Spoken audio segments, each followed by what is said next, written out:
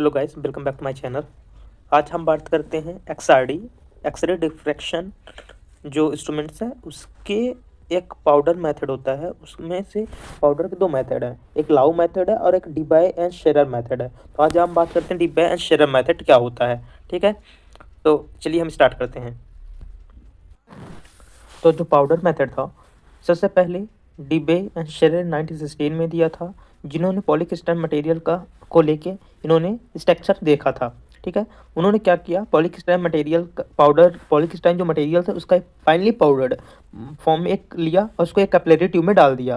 ठीक, उस capillary tube में डालने के बाद उन्होंने सैंपल होल्डर पे रख दिया। सैंपल होल्डर में रखने के बाद उन्होंने मोनोक्रोमेटर के थ्रू एक्सरे जो लाइट थी उसको फॉल करा, मतलब कि डाला। यहाँ से ये जैसे मोनोक्रोमेटर यहाँ पे लगा है, तो यहाँ से एक्सरे बीम लाइट इन्होंने पास किया कहाँ, सैंपल होल्डर के ऊपर, जिसमें सैंपल होल्डर में क्या डाला था, पॉलीक्रिस्टल मटेरियल जो था उसका पाउडर डाला था।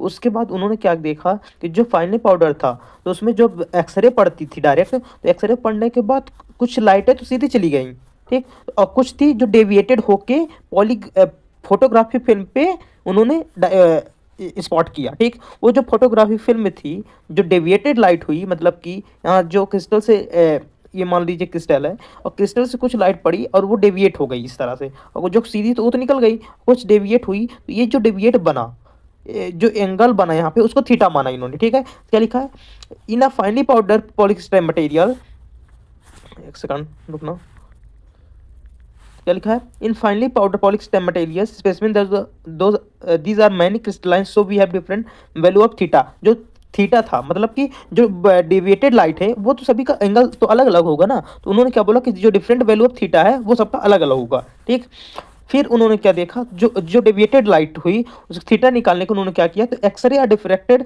Only when Bragg's law equation, जो ब्रैग्स लॉ का इक्वेशन क्या था, n lambda equal to 2d sin theta.